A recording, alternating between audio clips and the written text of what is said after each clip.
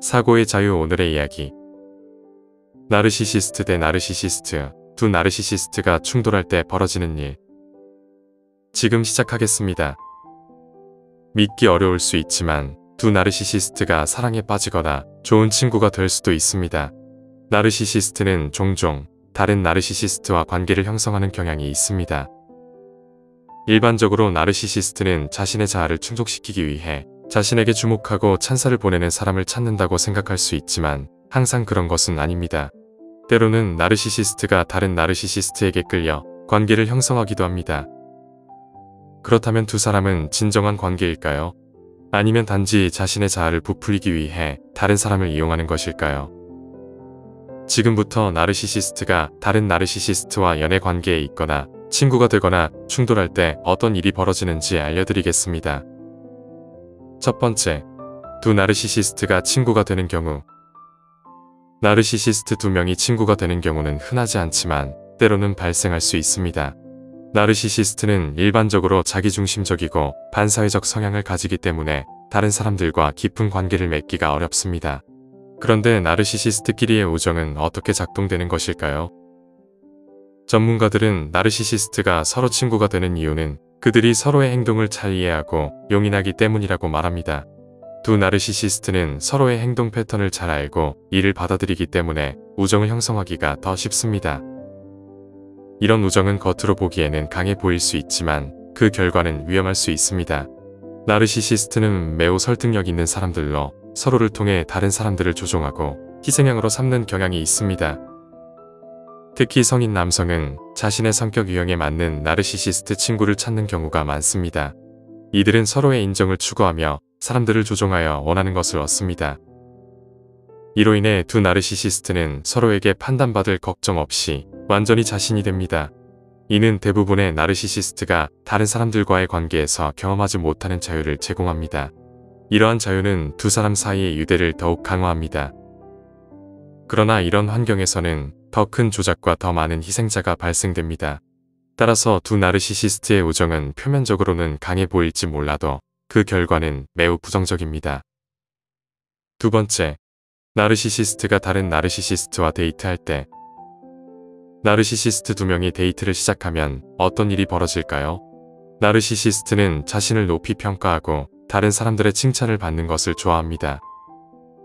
처음에는 서로를 높이 평가하며 관계가 시작될 수 있습니다.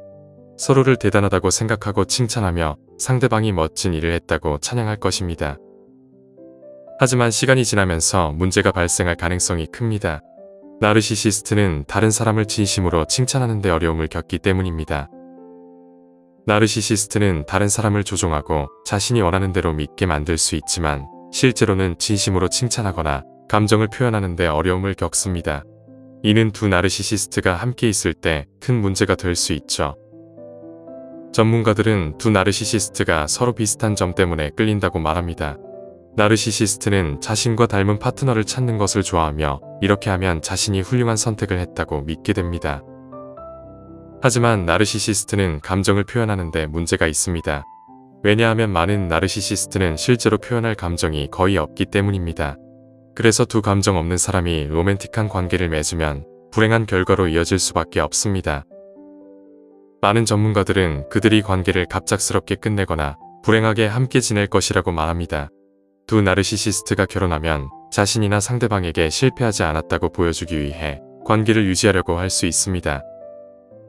나르시시스트는 다른 사람들이 자신의 약한 모습을 보는 것을 두려워하기 때문에 관계를 끝까지 유지하려고 참다가 결국은 끝나는 경우가 많습니다.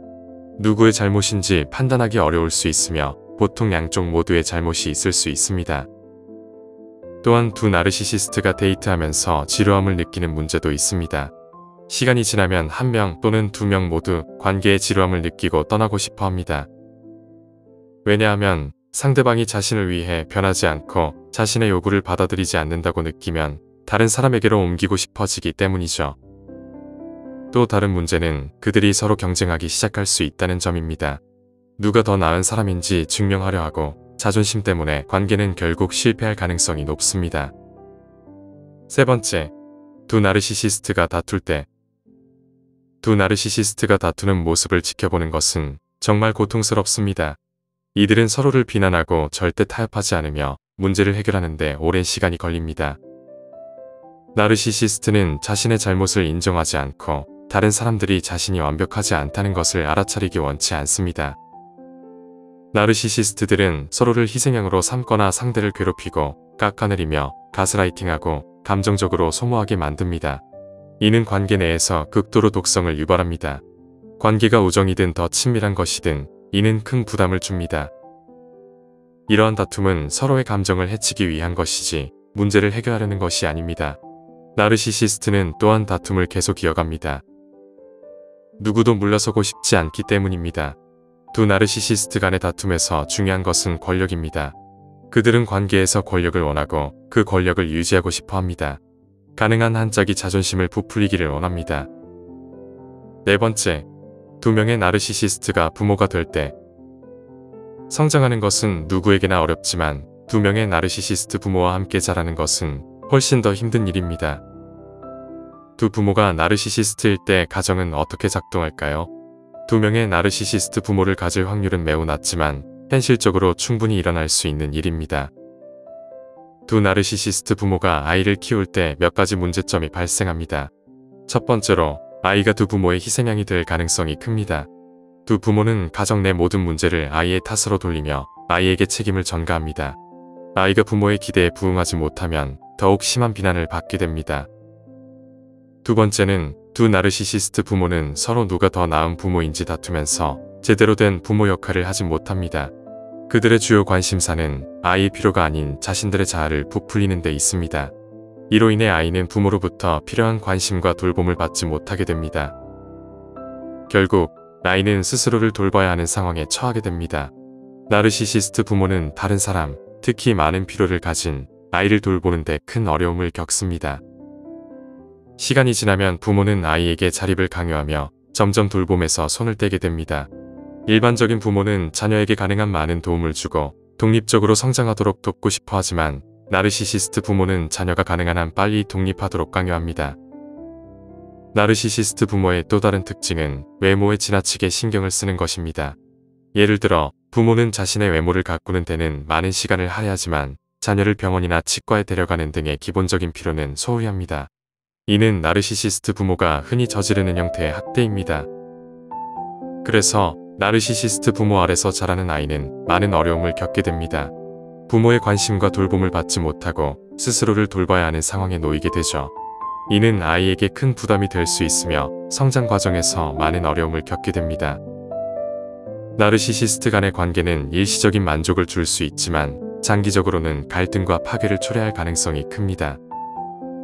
진정한 관계를 원한다면 상호 존중과 이해가 바탕이 되어야 합니다. 자신과 타인의 감정을 존중하며 건강한 관계를 유지하는 것이 중요하죠. 오늘 이야기는 여기까지입니다. 영상이 마음에 드셨다면 좋아요와 구독 부탁드립니다. 끝까지 시청해주셔서 감사합니다.